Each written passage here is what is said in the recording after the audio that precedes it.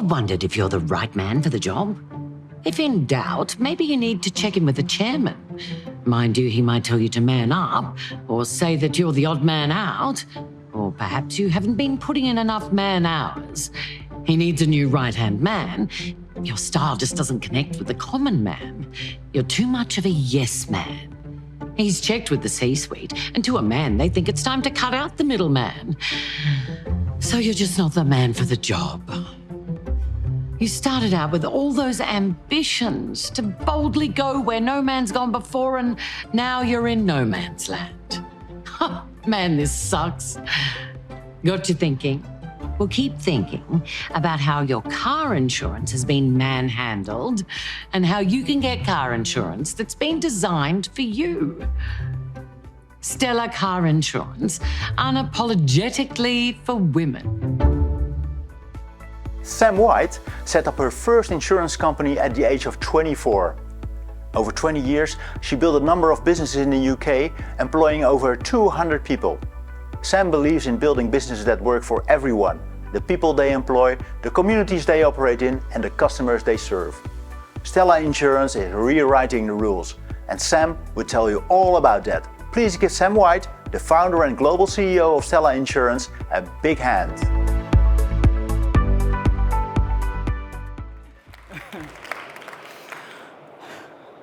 So, I've got a question for you.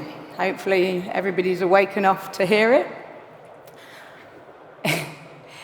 If you genuinely think that financial services is female friendly, I'd like you to raise your hand. Go on, don't be shy. I promise I won't judge. No? Okay. As the gentleman said, I'm Sam White. I'm founder and CEO of Stella Insurance, and I can't wait for the day that I ask that question and every hand goes up in the room. So, where did insurance all begin? Believe it or not, I'm actually a bit of an insurance geek. I may not look like an insurance geek, but I do have my own insurance geekness. And I was curious as to how insurance started. And so I researched it. And what I discovered was that insurance started in the shipyards. Men, back in those times, used to go out to sea. And when they went out to sea, what would happen is that sometimes the ships would sink. And when those ships sank, they would leave their families without any income. And obviously they didn't want that to happen. So what they did was they all put into a pot so that if one of the ships sank, their families would be protected. And I thought, wow, that is amazing. That is a truly human instinct to have, to want to protect the people that we love. And then I immediately thought, how the hell have we got from that to the situation we're in now? Insurance is generally considered to be a grudge purchase. The general public think of it as a necessary evil. So how did we get there? Well, I've been in insurance for 20-odd years. I know that we think of it in terms of data points. If we've got the data, we've got the answers, right? But what if we've just got the answers to the questions that we asked? What if we asked different questions? Where would we be then? So, take me. My data points, as far as the insurance industry is concerned, if you're interested, is I'm 48, I'm white, I'm female, I happen to drive a BMW, and I happen to be gay. But does that really tell you anything about who I am as an individual? I don't think so. And none of the women that we research think so either. So this is me, aged 8 years old. Cute, aren't I? I like to think nothing's changed. That haircut, actually, if you are of my generation, you'll recognize that haircut because we all had it. Boys, girls, we all had the same haircut. And to give you a bit of a sense of Sam White, I would like to take you to a playground in the 1980s. So it's going to be raining. It's not going to be the weather we've got in Barcelona. And I'd like to take you to a game called British Bulldog. I don't know if any of you, yes, we've got some nodding. Everybody remembers that game. And I was thinking, I wonder if they have a Spanish equivalent of British Bulldog. And then I immediately thought the Spanish would never be stupid enough to play this game. So it's a health and safety nightmare, and I'll explain the rules of the game. What happens is that all of the kids line up on one side of the playground. The object of the game is to get from one side of the playground to the other side of the playground. One kid is on. Their job is to stop you. But they don't just tag you, as might be a civilized game. What they do is they grab the kid and drag them back to the start. Kids, being the ruthless creatures that they are, they would normally choose the smallest, skinniest kids to drag back to the start. And there would then be two of them. And eventually, the whole class would be gunning for that one kid. That one kid was always me. And half the time, I would make it to the end of the road. And I was a resilient little bastard, or, a resilient individual, as we might like to say. Now, my reflection on that game as I've got older is that as a little girl, I didn't think that there was anything that was going to stop me from playing that game as well as the boys did. At no point did I think I couldn't play, and neither did any of the other girls. So my question was, at what point did that shift for all of us? This is my dad. He actually passed away a few months ago, and he was hands down the biggest feminist you would ever want to meet. He made me look like a pale comparison. And he was also my biggest fan. He was my biggest champion. And one of the things that my dad did that I think helped me become the person that I am today is that he was always really comfortable to show his own emotions. Like, we'd laugh about it, because my dad was always the crier in the house. So much so that my earliest memory of him was during the Live Aid concert, which most of you are probably also too young to remember, but there was this fantastic concert in the 80s. It was called Live Aid, and they were trying to raise money for African children. Bob Geldof ran it. And my dad was desperately trying to donate money on this line, and he couldn't get through. And he was crying, trying to get through to give this money because he was so moved. And that was one of my earliest memories of him. So as I got older, my relationship with boys changed, as most women's do. I went from being the comrade that was playing the British Bulldog and getting into fights with them to a sort of pseudo-agony aunt. So the boys would come round to my house when they were going through something.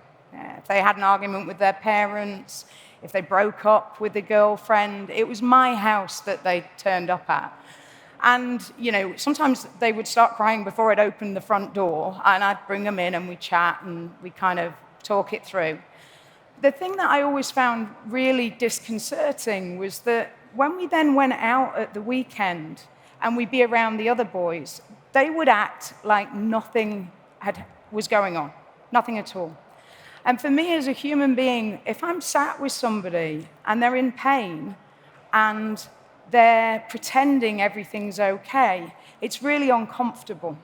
And it wasn't the experience that I had with my female friends. When they had something, they were happy to share it in a group situation. They were happy to show their vulnerability. And I have wondered how that plays out as we get older and we engage in different environments. And I've seen it in financial services, where men have repressed their emotions, they haven't been prepared to be vulnerable. And what I've noticed is that the only emotion they seem to be comfortable with is anger. I'm here to tell the men in the room that there are more emotions in the gambit of emotions than just anger. And when you repress your emotions, when you don't share your vulnerabilities, what will happen is you'll end up in a sort of pack-like mentality. And I had my first experience of that when I was 16 years old. So at 16 years old, I went on a trip to Blackpool. I don't know if any of you know what Blackpool is. It's very hard to explain to people that have never been. But if you can imagine lights, fairground rides, weirdly donkeys, don't ask me why, and vast quantities of alcohol. So I go to Blackpool, we all go, we have a great time, and on the coach on the way back, there was a gang of lads at the back. And they'd all been drinking, and they were getting really out of hand and quite aggressive. And they decided to target this one guy on the coach, a guy called Glyn. Now, I was in a couple of classes with Glyn. He was lovely, like quite quiet, quite handsome in a Clark Kent rather than Superman way, and very smart. And I really hope that he's some kind of tech billionaire now. But for whatever reason, this group decides that he's a problem, and they go for him. And me being imbued with the confidence that my dad had given me, I was like, I'm not having that. So I get up, and I start then in this back and forth with this gang of lads. And I was quite cheeky and confident, and I managed to make the whole coach start laughing back at these guys. So we've got this, we've got this interaction there.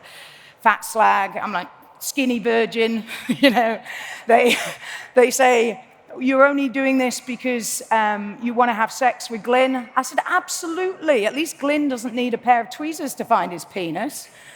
Then they come back, they think they've got the killer blow, overconfident bitch. I said, really? That's a compliment. I know you can do better. At this point, the ringleader stands up. He looks me square in the eye, and he proceeds to lay into my mother. Now, unfortunately for me, my mother was a dysfunctional alcoholic, and so she was prone to doing wildly embarrassing things, and the bastard had a lot of good material. As an adult, shame is really debilitating. As a 16-year-old girl, it's utterly paralyzing. And then something quite extraordinary happened. This is Bobby Sethi. Now, Bobby was actually on the coach with me at the time.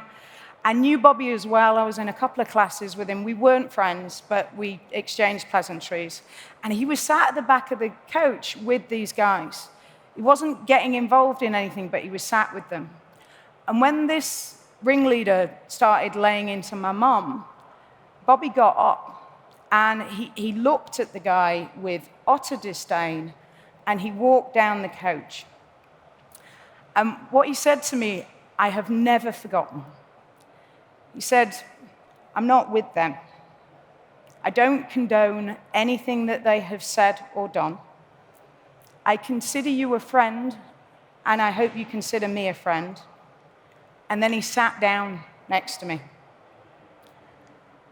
If anybody here wants to know how to show up for women, this is it. He didn't try and get into a fight with them. He wasn't trying to rescue me. He just sat down next to me. He said, this is not okay, and I'm with you. Women don't need rescuing. They need championing. So after that incident, I set up my own business when I was 24. And I have been lucky enough to be very successful. I say, in fact, no, I'm going to take the lucky away. I will get absolutely hammered from my female friends for using that expression. I am incredibly hardworking. I'm determined. I'm resilient. And I like to think I'm pretty smart. But I wouldn't have got to where I am today without the support of men like my dad and men like Bobby Sethi. And I question every day, how are we going to get the men in financial services to support women like this, to lean into women?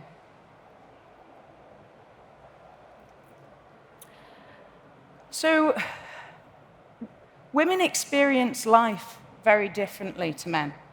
They have different challenges as a result of that.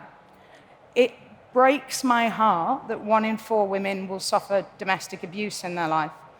But that's not the only issue here. We have a disrupted career path, which means that often our pensions are underfunded.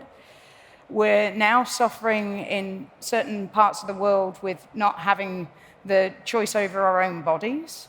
We really do have so many different experiences. And at the moment, my view is that financial services is not stepping up enough to solve these. The women that we've researched do not feel seen by financial services. And here's a given, like I'm an incurable romantic. I know that if you want somebody to really feel loved, you have to see them.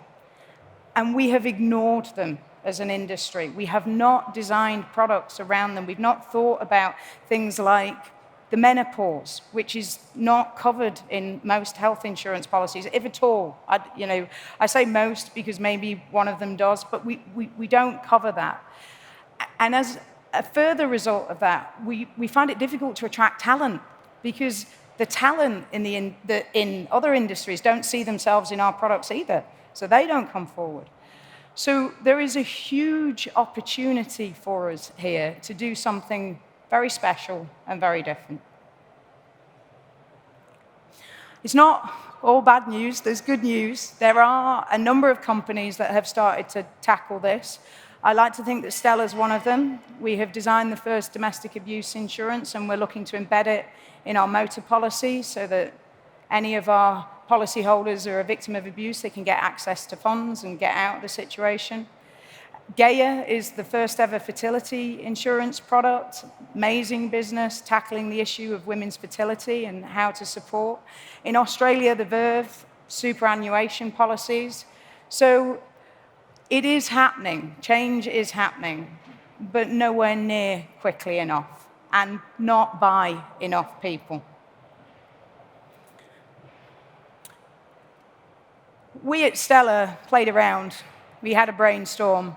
What would we produce with a blank canvas? What products could we come up with? And this, I'll be honest, this wasn't a long session, guys. It was, a few of us in a room, what is missing at the moment that we could actually engage with? There is a ton of opportunities here, an absolute ton of opportunities. So my question is,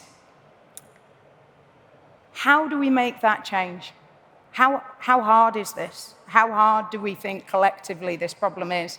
It's not hard. All that we need to do is stand up for women. Start looking at products from a female perspective. Champion female entrepreneurs. The Rose Review in the UK said that if the same investment that went into male founders went into female founders, there would be an extra £250 billion in the UK economy. So it's not a hard problem to solve. This is our new creative. I feel like they did a better job than me. Some of you may have already seen it, but I'm going to play it for you anyway.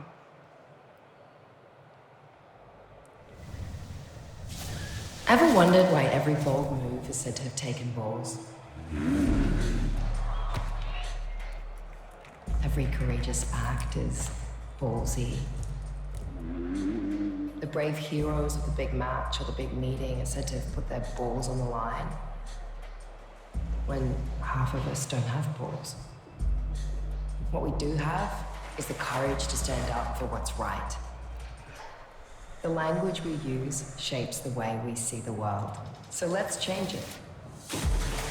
Because some of the bravest, boldest, most badass humans who ever walked this earth didn't have balls. And it doesn't only take balls to stare down your fears, embrace who you are, champion equality, or build products for a fairer world. It takes boobs.